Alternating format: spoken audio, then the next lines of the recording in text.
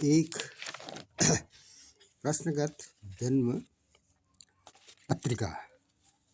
प्रश्नगत जन्म पत्रिका है। ये तुला राशि का लग्न है। 7 का मतलब है तुला, और शुक्र लग्न में है। सूर्य, मंगल और बुध धन भाव में है।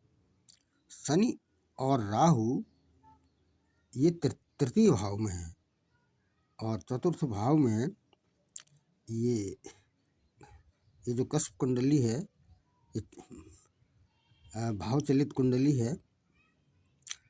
इसमें केपी कुंडली है। इसमें चतुर्थ भाव में शनि यहाँ तृतीय भाव में चले गए हैं, और चंद्रमा छठे भाव से पंचम भाव में आ गए हैं, और केतु तो 9वें भाव में है, और गुरु 11वें भाव में है। ये D1 चार्ट है। ये D1 चार्ट है, और ये केपी चार्ट है, भाव चलित चार्ट है, और ग्रहों की डिग्री इस तरह से यहाँ पर अंकित है। अब इस जन्म पत्रिका में यह स्पष्ट करना है कि सब लॉर्ड, जैसा कि ग्रह 25% फल देते हैं, और नक्षत्र स्वामी 75% सपोर्ट करते हैं, जबकि सब लॉर्ड उप नक्षत्र स्वामी 100% सपोर्ट करते हैं। ये स्थिति कब आती है? जब उनकी दशा प्रत्यंतर दशा, अंतरदशा, सूक्ष्म दशा और प्राण दशा चल रही होती है। तो जैसा कि इस पत्रिका में बुध की महादशा 20 जून 2026 तक है, और शनि की अंतरदशा है, शनि की प्रत्यंतर दशा ही चल रही है, और सूर्य की सूक्ष्म दशा है। तो इस प्रकार से यह स्पष्ट किया जाना है कि आजीविका तथा अन्य जीवन से संबंधित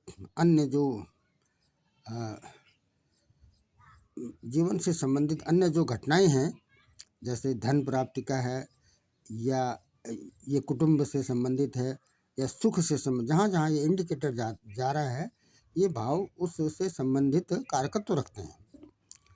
और यहाँ पर ये संपन्नता का है, संतान का है, और छठा रोग ऋण शत्रु, और 7वां पार्टनर, 8वां आयु, 9वां भाग्य, 10वां कर्म, 11वां आय तथा 12वां व्यय भाव है। तो यहाँ पर केपी एस्ट्रोलॉजी को आधार मानकर सबसे पहले यह स्पष्ट करना है कि इस जन्म पत्रिका में कौन से ग्रह, किस ग्रह का ग्रह नक्षत्र लॉर्ड क्या होगा, और उप नक्षत्र लॉर्ड क्या होगा। जैसा कि एक्चुअल घटित होने वाली जो घटनाएं हैं, उसके समय के लिए वह घटना घटित होगी या नहीं होगी, कब घटित होगी, किस समय घटित होगी, इसके लिए केपी एस्ट्रोलॉजी की जो सब लॉर्ड थ्योरी है वो सर्वोपरि मानी गई है। तो इसके लिए सबसे पहले कुछ आंकड़े एकत्रित किए गए हैं। जैसे सबसे पहला जो हमने विचार करना होता है वह यह कि राशि और डिग्री के आधार पर ये राशि है, और 1 से लेकर 12 तक राशियां हैं, और इनकी डिग्री के आधार पर कौन सा नक्षत्र होगा, और उस नक्षत्र का स्वामी क्या होगा। इसके लिए इससे संबंध में विस्तार से बातें हो गई हैं। फिर भी 1-5-9 का एक ये सेट है। 1-5-9, 1 माने मेष, और 5 माने सिंह, और 9 माने धनु। 1-5-9 नंबर की जो राशियां हैं, इनके जो ग्रह होंगे और नक्षत्र स्वामी होंगे और उप नक्षत्र स्वामी होंगे, वो एक होंगे, समान होंगे। ये अग्नि तत्व की राशियां हैं, नंबर 1। दूसरा है दूसरा है वृष 6 और 10। 2 माने वृष, 6 माने कन्या और 10 माने मकर। ये पृथ्वी तत्व की राशियां हैं। इनके उप नक्षत्र लॉर्ड को निकालने के लिए ये दूसरा सेट तैयार किया गया है। और तीसरा सेट मिथुन, ये मिथुन और नंबर 7 तुला और नंबर 11 कुंभ। 3, 7, 11 नंबर की जो राशियां हैं, इनके जो राशि स्वामी ग्रह हैं और उनके नक्षत्र लॉर्ड हैं और उप नक्षत्र लॉर्ड हैं, ये समान होंगे। ये वायु तत्व की राशियां हैं। और चौथा जो सेट है वो है कर्क, वृश्चिक और मीन। कर्क, वृश्चिक और मीन 4 नंबर की राशि, 8 नंबर की राशि और 12 नंबर की राशि का जो क्रम होगा वो समान होगा। कैसा क्रम? कौन सा क्रम? राशि स्वामी और स्वामी ग्रह, राशि स्वामी ग्रह। जैसे 4 नंबर की राशि है, कर्क राशि है, इसके स्वामी चंद्रमा होते हैं। और इसके जो नक्षत्र ग्रह हैं और उप नक्षत्र स्वामी है, नक्षत्र स्वामी और उप नक्षत्र स्वामी। यहाँ पर मुख्य फोकस सब लॉर्ड से संबंधित है, तो ये इनका चौथा सेट ये तैयार किया गया है। उसके बाद जो बात करनी है ये है हाउस सिग्निफिकेटर। केपी पद्धति में हाउस सिग्निफिकेटर भाव कार्यकत्व निकालने पड़ते हैं।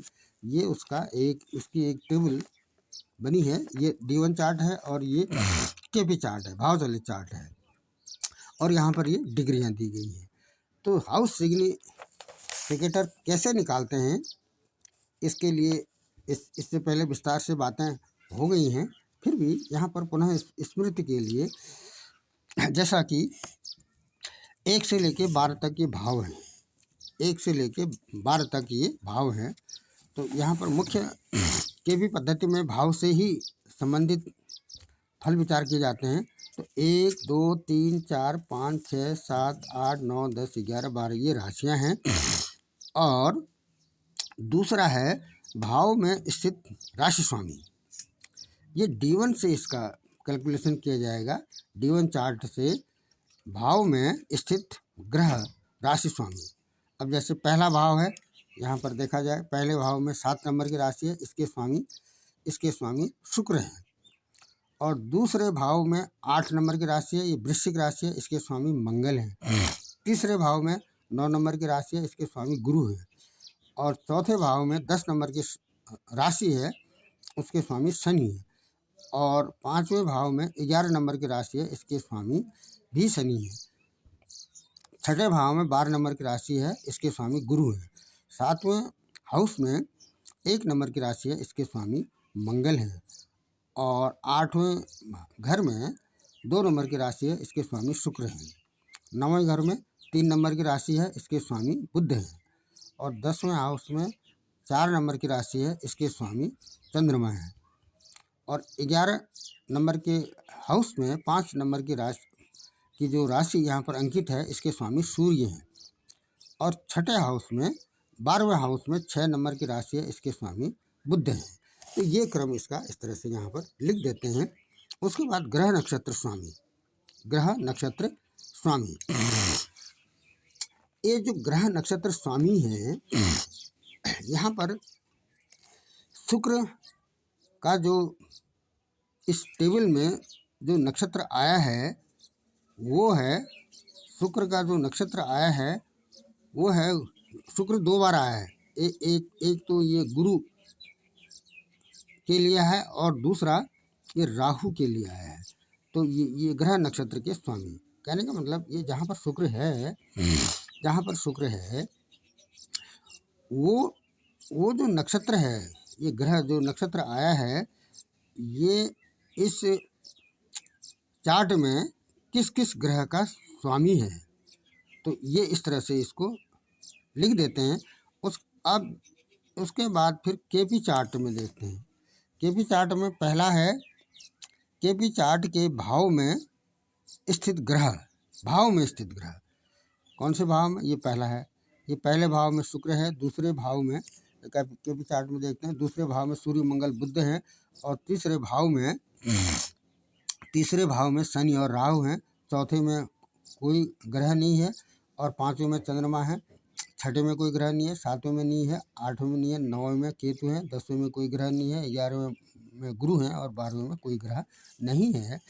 और उसके ग्रह नक्षत्र की फिर इसी से ये जो शुक्र ग्रह आया है वो जो नक्षत्र स्वामी है किस किस के लिए आया है, ये गुरु और राहु के लिए आया है। तो इस तरह से फिर उसके बाद फिर अंत में कुल ग्रह लिख देते हैं यहाँ पर। जैसे शुक्र है 1, गुरु राहु शुक्र गुरु राहु। यदि कोई ग्रह 2 बार आता है तो उसको एक ही बार लिखा जाता है, तो गुरु को एक बार लिखा, शुक्र और राहु। ये इसी विधि से 1 से लेकर के 12 नंबर के समस्त ये जो कार्यकर्ता हाउस सिग्निफिकेटर हैं ये निकाले जाते हैं। अब ये क्यों निकाले जा रहे हैं, क्या इसका संबंध है, इसके लिए दशा चल रही है बुध की। तो ये जो यहाँ पर नीचे इस तरह से माना हमने आजीविका का विचार करना है, तो आजीविका के लिए नंबर 1 दूसरा भाव देखा जाता है, धन का भाव, कुटुंब का भाव, छठा नौकरी देखी जाती है, 7वां पार्टनर का, 9वां भाग्य का, 10वां कर्म का, और 11वां जो हाउस है उससे आय देखी जाती है। तो ये आजीविका के लिए यहाँ पर यदि इस हाउस सिग्निफिकेटर को देखें तो बुध की महादशा चल रही है। तो ये किस किस हाउस में आते हैं बुध, दो में हैं, 6 और 7 में नहीं है, 9 में है, 10 और 11 में नहीं है, केवल एक हाउस में आ रहे हैं, 2 नंबर के हाउस में बुध की महादशा चल रही है। शनि की अंतरदशा चल रही है तो ये 10 नंबर के भाव में आ रहे हैं। शनि की ही प्रत्यंतर चल रही है तो ये 10 नंबर के, और सूर्य की सूक्ष्म दशा चल रही है तो 2 में आ रहे हैं, 9 में आ रहे हैं, और ये 11 में आ रहे हैं। और गुरु की प्राण दशा है तो ये 6 में है और ये 11 में है। इसको हम किस तरह से इसका एक सारांश देंगे, सभी दशा भाव को सपोर्ट कर रही है, सभी दशाएं, लगभग सभी जो ग्रह हैं वो दशा भाव को सपोर्ट कर रहे हैं। तो इसका मतलब ये है कि इस जन्म पत्रिका में आजीविका निश्चित है। एक तो ये हाउस सिग्निफिकेटर, उसके बाद फिर दूसरा जो इसमें विचार किया जाता है वो है प्लैनेट सिग्निफिकेटर, ग्रह कार्यकर्ता। प्लैनेट सिग्निफिकेटर को निकालने के लिए कुछ मुख्य बातें होती हैं, जैसे केपी चार्ट में ग्रह की राशि और राशियां किन किन भाव में हैं, और वह ग्रह स्वयं किस भाव में बैठा है। एक दूसरा, उस ग्रह का जो नक्षत्र स्वामी है उस नक्षत्र स्वामी की राशियां किन किन भाव में बैठी और स्वयं वह नक्षत्र किस भाव में बैठा है। 2, तीसरा, राहु और केतु के संबंध में कुछ भिन्न स्थितियां होती हैं, तो जिस राशि में ये दोनों बैठे रहते हैं उसी राशि के स्वामी के अनुरूप ही, उसी राशि के अनुरूप ही इनके प्लैनेट सिग्निफिकेटर निकाले जाते हैं। अब ये कैसे निकालते हैं, कैसे इसकी गणना कैसे करते हैं, जैसे सूर्य है तो सूर्य फिर इसको देखेंगे हम। सूर्य को यहाँ पर सूर्य यदि देखें तो 2 और सूर्य कहाँ बैठे हैं, सूर्य 2 नंबर के भाव में बैठे हैं, स्वयं 2 में बैठे हैं, और इनकी जो राशि है 5 नंबर की राशि 11 में बैठी है। तो इसका हाउस सिग्निफिकेटर क्या हो जाएगा सूर्य का, 2 और 11। तो यहाँ पर लिख देते हैं इस तरह से 2 और 11 सूर्य के लिए, 2 और 11। और नक्षत्र स्वामी, सूर्य का नक्षत्र स्वामी क्या है, बुध है। तो बुध को देखते हैं, बुध 2 में बैठे हैं स्वयं, और बुध की जो दो राशियां हैं 3 और 6, ये 9वें भाव और 12वें भाव में बैठी है। तो यहाँ पर इसको लिख देंगे 2, 9, 11 और ये 12। तो इनको स्वयं सूर्य और इसके नक्षत्र स्वामी की स्थिति के भाव, ये जो 2, 9, 11, 12 लिखा है ये भाव है। इसी प्रकार से चंद्रमा को निकालते हैं, मंगल, बुध, गुरु, शुक्र, शनि, राहु और केतु को ये भाव में, इनके भाव जो प्लेसमेंट हैं इसको इस तरह से प्लैनेट सिग्निफिकेटर इसमें इसका निकाला जाएगा। अभी हम क्यों निकाल रहे हैं प्लैनेट सिग्निफिकेटर, क्यों निकाल रहे हैं? क्योंकि हमने आजीविका के लिए विचार किया जाना है। तो इसके लिए 2, 6, 7, 9, 10 और 11 वैसे 4 नंबर का भाव भी देखा जाएगा। ये भाव में इनकी क्या स्थिति है। ये जो आए हैं सूर्य चंद्र मंगल इत्यादि ग्रह, तो ये 2 नंबर में इसको ये 4 इसकी संख्या है। ये जैसे इसको देखा जाए 2 के कितने बार आया है? 1, 2, 3 और ये 4। कहने का मतलब ये है कि इसने सपोर्ट किया है, ग्रह ने इसको सपोर्ट किया। और 6 में कितने बार? 3 बार आया है। और 7 नंबर के भाव में ये 2 बार आया है। 9 नंबर के भाव में 4 बार आया है। 10 नंबर के भाव में 2 बार आया है। 11 नंबर के भाव में 4 बार आया है।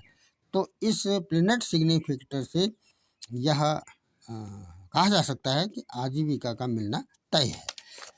2 उसके बाद फिर हम इसका इस तरह से ये सबलॉट निकालते हैं। उसके बाद सबलॉट निकालने के लिए ये वाला जो क्रम है इसको इस तरह से देखा जाएगा। सबलॉट निकालने के लिए ग्रह देखा जाएगा और नक्षत्र स्वामी देखा जाएगा और उप नक्षत्र स्वामी। कैसे निकालते हैं इसको? जैसे ग्रह है बुध, तो बुध इस जन्म पत्रिका में बुध का जो नक्षत्र है वह अनुराधा नक्षत्र है। अनुराधा नक्षत्र का जो स्वामी है वो शनि है और इसका उप नक्षत्र गुरु है। गुरु है। इसको डिग्री के आधार पर निकालते हैं। जैसे यहाँ पर देखें बुध 8 नंबर की राशि है, तो हम कौन सी टेबल पकड़ेंगे? ये 4, 8, 12 वाली टेबल पकड़ेंगे। तो 4, 8, 12 में और बुध की जो डिग्री है इसको हम बुध की डिग्री से इसको देखते हैं। तो बुध की डिग्री है 15 डिग्री 17 कला। तो 15 डिग्री 17 कला ये 8 नंबर की राशि को देखेंगे यहाँ पर। ये 8 नंबर की राशि, क्योंकि 4, 8, 12 तो एक समान है, ये जल तत्व की राशियाँ हैं। तो ये जो बुध है इसकी जो डिग्री है वह 15 डिग्री 17 कला। हम बुध को क्यों पकड़ना है? क्योंकि बुध की महादशा चल रही है। तो 15 डिग्री 17 कला है। तो इस टेबल में देखेंगे 15 डिग्री 17 कला, 15 डिग्री 17 कला लगभग यहाँ पर आएगी। कहाँ पर आएगी? ये इस लाइन में आएगी। तो इसलिए इसका जो सब लॉर्ड इसका क्या हो जाएगा? सब लॉर्ड होगा इसका गुरु। यहाँ पर लिख देंगे हम, ये सब लॉर्ड इसका गुरु हो जाएगा। तो बुध के बारे में क्या प्लेसमेंट आया? इस जन्म पत्रिका में ग्रह बुध है जो दूसरे भाव में बैठे हैं और ये इसका जो नक्षत्र है ये अनुराधा है और अनुराधा नक्षत्र का स्वामी शनि है और इसका सब लॉर्ड गुरु है। तो ग्रह 25% फल देता है, नक्षत्र स्वामी 75% फल देते हैं और ये जो उप नक्षत्र स्वामी है सब लॉर्ड है ये 100% फल देता है। इसी क्रम से, इसी विधि से हम सूर्य से लेकर के राहु केतु तक सभी के ग्रह नक्षत्र स्वामी और उप नक्षत्र स्वामी निकालते हैं। तो ये इस तरह की एक टेबल सामने आती है। जैसे केतु को पकड़ें तो केतु ये ग्रह है और ये राहु इसका नक्षत्र स्वामी है और शुक्र इसका उप नक्षत्र स्वामी है। तो इसको फिर देखते हैं हम किसमें? प्लैनेट सिग्निफिकेटर में देखते हैं। तो इस प्रकार से ये अंक प्राप्त होते हैं। तो यदि हमने अब हमने क्या करना है? इन सभी ग्रहों में 2 नंबर किस ग्रह या नक्षत्र स्वामी या उप नक्षत्र स्वामी ने ये 2 नंबर के जो अंक हैं इसको सपोर्ट किया है। एक केतु ने किया है, 6 नंबर को सपोर्ट किया है, 7 को सपोर्ट किया है और इसी प्रकार से राहु के क्रम में 6 को सपोर्ट किया, 6 को सपोर्ट किया है और शनि के जो नक्षत्र स्वामी है इसने सपोर्ट किया है और इसके 7 नंबर को भी सपोर्ट किया है। इसी प्रकार से सभी ग्रहों का ये निकालते हैं तो इसमें यह स्पष्ट होता है कि ये जो महादशा चल रही है, अंतरदशा चल रही है और प्रतंतर सूक्ष्म प्राण जो भी दशाएं चल रही हैं, इस कालखंड में आजीविका का सपोर्ट ये जो केपी पद्धति से इसका निष्कर्ष दिया जा सकता है।